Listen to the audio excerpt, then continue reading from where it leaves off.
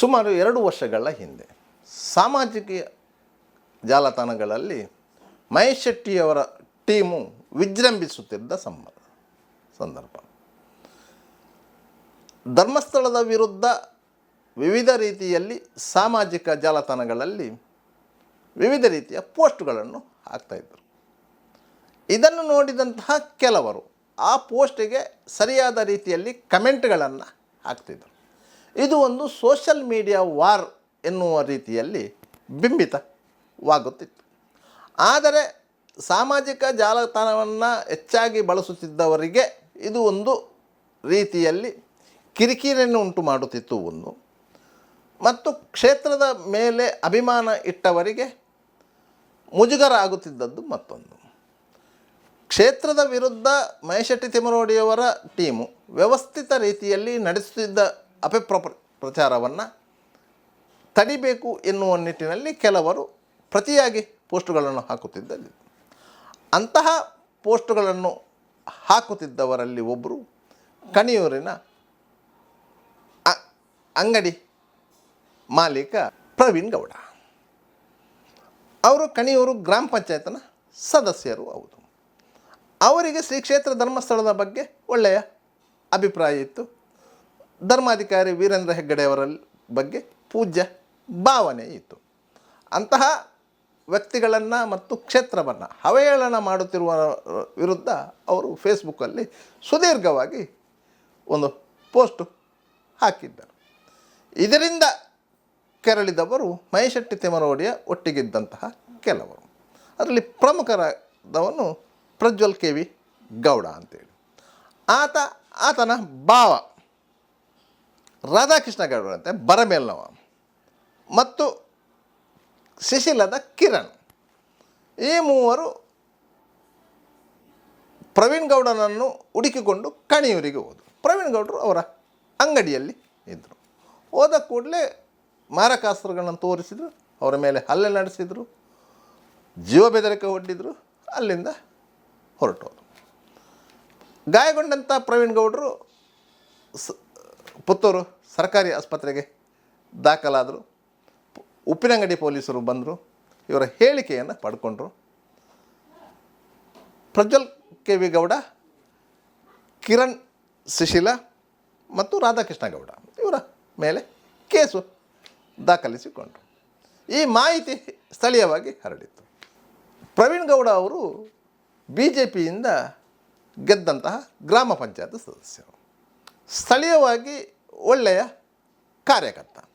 ಇಂತಹ ಕಾರ್ಯಕರ್ತನ ಮೇಲೆ ರಾಷ್ಟ್ರೀಯ ಹಿಂದೂ ಜಾಗರಣ ವೇದಿಕೆಯಲ್ಲಿ ಗುರುತಿಸಿಕೊಂಡಿದ್ದಂತಹ ಪ್ರಜ್ವಲ್ ಗೌಡ ಮತ್ತು ಇತರರು ಹಲ್ಲೆ ನಡೆಸಿದ್ದಾರೆ ಅಂತ ಗೊತ್ತಾದ ಕೂಡಲೇ ಸ್ವತಃ ಬೆಳ್ತಂಗಡಿ ಶಾಸಕ ಹರೀಶ್ ಪೂಂಜಾ ಅವರು ಮತ್ತು ಪಕ್ಷದ ಪದಾಧಿಕಾರಿಗಳು ಆಸ್ಪತ್ರೆಗೆ ಹೋಗಿ ನೋಡಿದರು. ಅವರಿಗೆ ಸಾಂತ್ವನ ಹೇಳಿದರು. ತದನಂತರ ಪೊಲೀಸ್ ಠಾಣೆಗೆ ಹೋಗಿ ಆರೋಪಿಗಳ ಬಂಧನದ ಬಗ್ಗೆ ವಿಚಾರಿಸಿದರು. ಪೊಲೀಸರು ಯಥಾ ಪ್ರಕಾರ ತಮ್ಮ ಸೇವೆಯನ್ನು ಸಲ್ಲಿಸಿದರು. ಆರೋಪಿಗಳ ಮೇಲೆ ಕಠಿಣ ಕ್ರಮ ಕೈಗೊಳ್ಳಲಿಲ್ಲ. ಈ ಸಂದರ್ಭದಲ್ಲಿ ಶಾಸಕ ಹರೀಶ್ ಪೂಂಜಾರ ನೇತೃತ್ವದಲ್ಲಿ ಬೆಳ್ತಂಗಡಿಯಲ್ಲಿ ಭಾರತೀಯ ಜನತಾ ಪಕ್ಷದ ಕಾರ್ಯಕರ್ತರು ಒಂದು ಪ್ರತಿಭಟನಾ ಮೆರವಣಿಗೆಯನ್ನು ನಡೆಸಿದರು. ಕೊನೆಗೆ ಪೊಲೀಸರ ಮೇಲೆ ಒತ್ತಡ ಬಂತು, ಆರೋಪಿಗಳನ್ನು ಬಂಧಿಸಿದರು, ಜಾಮೀನಿನ ಮೇರೆಗೆ ಬಿಡುಗಡೆಗೊಳಿಸಿದರು.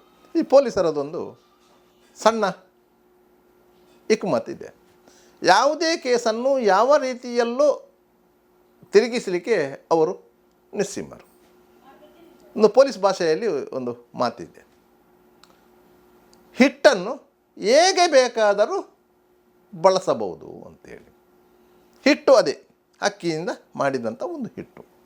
ಸ್ವಲ್ಪ ತೆಳ್ಳಗೆ ಮಾಡಿದರೆ ಅದು ನೀರು ದೋಸೆ ಆಗುತ್ತೆ, ಸ್ವಲ್ಪ ದಪ್ಪ ಮಾಡಿದರೆ ದೋಸೆ ಆಗುತ್ತೆ, ಅದಕ್ಕಿಂತಲೂ ದಪ್ಪ ಮಾಡಿದರೆ ರೊಟ್ಟಿ ಆಗುತ್ತದೆ.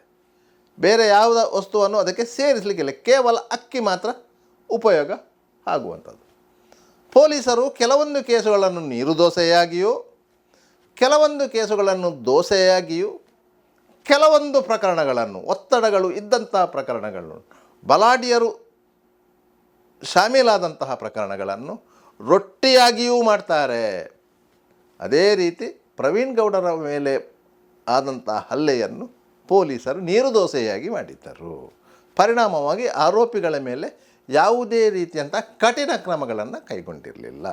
ಆರೋಪಿಗಳು ಆರಾಮವಾಗಿ ಜಾಮೀನಲ್ಲಿ ಬಿಡುಗಡೆಗೊಂಡರು. ಸ್ವಲ್ಪ ಸಮಯ ಕಳೆದ ಕೂಡಲೇ ಉಪ್ಪಿನಂಗಡಿ ಪೊಲೀಸ್ ಠಾಣೆಯ ASI ಲಾರೆನ್ಸ್ ಅವರು ಈ ಪ್ರಕರಣದ ಚಾರ್ಜ್ ಶೀಟ್ ಸಲ್ಲಿಸಿದರು. ಚಾರ್ಜ್ ಶೀಟ್ ಸಲ್ಲಿಸಿದ ಮೇಲೆ ನ್ಯಾಯಾಲಯ ಸಹಜ ರೀತಿಯಲ್ಲಿ ವಿಚಾರಣೆಯನ್ನು ಕೈಗೆತ್ತಿಕೊಳ್ಳುತ್ತದೆ. ಆರೋಪಿಗಳಿಗೆ ಸಮನ್ಸ್ ಜಾರಿಯಾಯಿತು.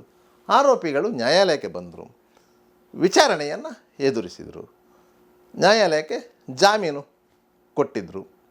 ಅದರಿಂದಾಗಿ ಆರಾಮವಾಗಿ ಆರೋಪಿಗಳು ಓಡಾಡಿಕೊಂಡು ಇದ್ದರು. ಈ ಪ್ರಕರಣದ ವಿಚಾರಣೆ ಕೆಲವು ದಿನಗಳ ಹಿಂದೆ ಆರಂಭವಾಯಿತು. ಕೆಲವೊಂದು ಸಾಕ್ಷಿಗಳ ವಿಚಾರಣೆ ನಡೆಯಿತು. ಸಾಕ್ಷ್ಯಗಳ ವಿಚಾರಣೆಯಲ್ಲಿ ಮುಖ್ಯ ಸಾಕ್ಷಿ ಇರುವುದೇ ಆ ಹಲ್ಲೆಯಿಂದ ಗಾಯಗೊಂಡಿರುವಂಥ ಪ್ರವೀಣ್ ಗೌಡ ಅವರು. ಅವರಿಗೆ 3 ಆರೋಪಿಗಳ ಪರಿಚಯ ಇತ್ತು. ಪ್ರಜ್ವಲ್ ಗೌಡಂದು ಪರಿಚಯ ಇತ್ತು, ಪ್ರಜ್ವಲ್ ಗೌಡನ ಭಾವನೆಂಟ ರಾಧಾಕೃಷ್ಣ ಗೌಡ ಒಂದು ಪರಿಚಯ ಇತ್ತು, ಕಿರಣ್ ಶಿಶಿಲಂದು ಪರಿಚಯ ಇತ್ತು. ಆದ್ದರಿಂದ ಅವರು ಮೂವರನ್ನು ಸಹ ನೇರವಾಗಿ ಗುರುತಿಸಿದ್ದಾರೆ. ನ್ಯಾಯಾಲಯದಲ್ಲಿ ಆ ಘಟನೆಯ ದಿನ ಏನೇನು ಆಯಿತು ಎನ್ನುವುದನ್ನು ಸದ್ಯಂತವಾಗಿ ನ್ಯಾಯಾಲಯಕ್ಕೆ ವಿವರಿಸಿ, ಅದಕ್ಕಿಂತ ಮೊದಲು ಅವರನ್ನು ಮಾತನಾಡಿಸಿ ಅವರ ಮೇಲೆ ಒತ್ತಡ ಹೇರಿ ರಾಜಿ ಮಾಡುವಂತಹ ಪ್ರಯತ್ನಗಳು ನಡೆದಿತ್ತು. ಆದರೆ ಪ್ರವೀಣ್ ಗೌಡರೊಟ್ಟಿಗೆ ಇಡೀ ಭಾರತೀಯ ಜನತಾ ಪಕ್ಷದ ಕೆಲವು ಪ್ರಮುಖರು ನಿಂತುಕೊಂಡಿದ್ದರಿಂದ ಯಾವುದೇ ಕಾರಣಕ್ಕೂ ಪ್ರಕರಣದಲ್ಲಿ ರಾಜಿಯಾಗಬಾರದು ಎನ್ನುವಂತಹ ಒತ್ತಡ ಹೇರಿದ್ದರಿಂದ ಪ್ರವೀಣ್ ಗೌಡ ಅಲ್ಲಾಡಲಿಲ್ಲ. ನ್ಯಾಯಾಲಯದಲ್ಲಿ ಸರಿಯಾದ ರೀತಿಯಲ್ಲೇ ಸಾಕ್ಷ್ಯ ನುಡಿದರು. ಅದಕ್ಕೆ ಸರಿಯಾಗಿ ಕೆಲವು ಪೂರಕ ಸಾಕ್ಷ್ಯಗಳು ಇದ್ದವು. ಅವರು ಸಹ ನ್ಯಾಯಾಲಯದಲ್ಲಿ ಸಾಕ್ಷ್ಯವನ್ನು ನುಡಿದರು. ಈ ಸಂದರ್ಭದಲ್ಲಿ ಕಿರಣ್ ಶಿಶಿಲನಿಗೆ ಒಂದು ಸ್ವಲ್ಪ ಅನುಮಾನ ಉಂಟಾಗಿತ್ತು, ಈ ಪ್ರಕರಣದಲ್ಲಿ ಶಿಕ್ಷೆ ಆಗಬಹುದು ಅಂತೇಳಿ. ತದನಂತರ ಆತ ನ್ಯಾಯಾಲಯಕ್ಕೆ ಬರುವುದನ್ನೇ ನಿಲ್ಲಿಸಿಬಿಟ್ಟ. 1-2 ಬಾರಿ ಗೈರು ಹಾಜರಿಯನ್ನು ಕೋರ್ಟು ಮನ್ನಿಸಿತ್ತು. ತದನಂತರ ಆತನಿಗೆ ವಾರಂಟ್ ಇಶ್ಯೂ ಮಾಡಿತ್ತು. ಆ ವಾರಂಟ್ ಪ್ರೆಸೆಂಟ್ ಪೆಂಡಿಂಗ್ ಇದೆ. ವಿಚಾರಣೆ ಮುಗಿಯುವ ಹಂತಕ್ಕೆ ಬಂದಾಗ ಕಿರಣ್ ಶಿಶಿಲನನ್ನು ನ್ಯಾಯಾಲಯ ಪ್ರತ್ಯೇಕವಾಗಿಸಿ ಇವರಿಬ್ಬರ ಮೇಲೆ ವಿಚಾರಣೆಯನ್ನು ಮುಂದುವರಿಸಿದೆ. ಯಾರ್ದು? ಪ್ರಜ್ವಲ್ ಗೌಡ ಮತ್ತು ಅವನ ಭಾವ ರಾಧಾಕೃಷ್ಣನ ಗೌಡನ ವಿರುದ್ಧ. ವಿಚಾರಣೆ ಮುಗಿದು ಜಡ್ಜ್ಮೆಂಟ್ ಬಂದಿದೆ. ಅವರಿಬ್ಬರಿಗೂ ಶಿಕ್ಷೆಯಾಗಿದೆ, ದಂಡ ವಿಧಿಸಲಾಗಿದೆ. ಆದರೆ ಅವರಿಗೆ ಆಗಿರುವ ಶಿಕ್ಷೆಯ ಪ್ರಮಾಣ 6 ತಿಂಗಳ ಕಾಲ, ತಲಾ 5,000 ರೂಪಾಯಿ ದಂಡ ವಿಧಿಸಲಾಗಿದೆ. ಕಾನೂನಿನ ಪ್ರಕಾರ 3 ವರ್ಷಕ್ಕಿಂತ ಒಳಗಿನ ಶಿಕ್ಷೆಯ ಪ್ರಮಾಣ ಪ್ರಕಟವಾದರೆ ಆ ಶಿಕ್ಷೆಯನ್ನು ಮೇಲ್ಮನವಿಗಾಗಿ ಶಿಕ್ಷೆ ಕೊಟ್ಟಂತಹ ನ್ಯಾಯಾಧೀಶರೇ ಅಮಾನತನಲ್ಲಿರಿಸಿದರೆ ಸುಮಾರು 30 ದಿನಗಳ ಕಾಲ. ಆ 30 ದಿನಗಳ ಒಳಗೆ ಅವರು ದಂಡದ ಮೊತ್ತವನ್ನು ಪಾವತಿಸಿ ಜಿಲ್ಲಾ ಸೆಷನ್ಸ್ ನ್ಯಾಯಾಲಯಕ್ಕೆ ಅಪೀಲ್ ಹೋಗಬೇಕು. ಆದ್ದರಿಂದಾಗಿ ನ್ಯಾಯಾಧೀಶರು ಈ ಶಿಕ್ಷೆಯನ್ನು ಅಮಾನತಲ್ಲಿರಿಸಿದ್ದಾರೆ. ಆರೋಪಿಗಳಿಂದ ಜಾಮೀನು ಪಡ್ಕೊಂಡಿದ್ದಾರೆ, ಶ್ಯೂರಿಟಿ ಅಮೌಂಟನ್ನು ಕಟ್ಟಿಸಿಕೊಂಡಿದ್ದಾರೆ, ಜಾಮೀನು ನೀಡಿದ್ದಾರೆ.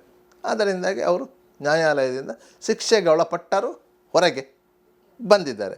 ಅಂತೂ ಇಂತೂ ಶಿಕ್ಷೆ ಆಗಿದ್ದಂತೂ ಖಂಡಿತ. ಯಾಕಂತ ಹೇಳಿದರೆ ತಿಮರೋಡಿ ಮತ್ತು ಅವರ ಒಟ್ಟಿಗೆ ಇರುವಂತಹ ಕೆಲವರು ಹಲವು ಪ್ರಕರಣಗಳಲ್ಲಿ ಒಳಗೊಂಡಿದ್ದರೂ ಸಹ ಕೇಸೇ ಆಗ್ತಾ ಇರಲಿಲ್ಲ. ಪೊಲೀಸರು ಕೇಸು ಮಾಡ್ತಾ ಇರಲಿಲ್ಲ. ಒತ್ತಡಗಳು ಬಂದರೆ ಕೇಸು ಮಾಡ್ತಾಯಿದ್ರು, ಆರೋಪಿಗಳನ್ನು ಬಂಧಿಸ್ತಾ ಇರಲಿಲ್ಲ. ಅವರ ಪ್ರಕಾರವೇ ಕೇಸುಗಳು ನಡೀತಿತ್ತು. ಒಂದು ವೇಳೆ ನ್ಯಾಯಾಲಯಕ್ಕೆ ಪ್ರಕರಣಗಳು ಹೋದರೆ ನ್ಯಾಯಾಲಯದಲ್ಲಿ ಸಾಕ್ಷಿ ಹೇಳಲು ಅವರು ಬಿಡ್ತಾ ಇರಲಿಲ್ಲ. ಸಾಕ್ಷಿಗಳಿಗೆ ಬೆದರಿಕೆ ಒಡ್ಡುತ್ತಿದ್ದರು. ಅದರಿಂದಾಗಿ ಯಾವ ಪ್ರಕರಣಗಳಲ್ಲಿ ಮಹೇಶೆಟ್ಟಿ ತಿಮ್ಮರೋಡಿ ಅವರಿಗೆ ಶಿಕ್ಷೆ ಆಗಲಿಲ್ಲ ಮತ್ತು ಅವರ ಸಹಚರರಿಗೆ ಶಿಕ್ಷೆ ಆಗ್ತದೆ ಎನ್ನುವಂಥ ನಿರೀಕ್ಷೆ ಬೆಳ್ತಂಗಡಿ ತಾಲೂಕಿನಲ್ಲಿ ಯಾರಿಗೂ ಇರಲಿಲ್ಲ. ಆದರೆ ಪ್ರವೀಣ್ ಗೌಡರ ಪರವಾಗಿ ಇಡೀ ಭಾರತೀಯ ಜನತಾ ಪಕ್ಷದ ಪ್ರಮುಖರು ಮತ್ತು ಕಾರ್ಯಕರ್ತರು ನಿಂತಿದ್ದರಿಂದ ಈ ಪ್ರಕರಣದಲ್ಲಿ ಮಹೇಶೆಟ್ಟಿ ತಿಮ್ಮರೋಡಿಯ ಬಲಗೈ ಬಂಟ ಪ್ರಜ್ವಲ್ ಗೌಡನಿಗೂ ಆತನ ಭಾವ ರಾಧಾಕೃಷ್ಣನಿಗೂ ಶಿಕ್ಷೆಯಾಗಿದೆ. ಇನ್ನೊಬ್ಬ ಆರೋಪಿ ಕಿರಣ್ ಶಿಶಿಲ ತಲೆಮರೆಸಿಕೊಂಡಿದ್ದಾನೆ. ಆತನು ನ್ಯಾಯಾಲಯಕ್ಕೆ ಹಾಜರಾದರೆ ಆತನಿಗೂ ಇದೇ ಶಿಕ್ಷೆ ಕಾಯಂ ಆಗುತ್ತದೆ.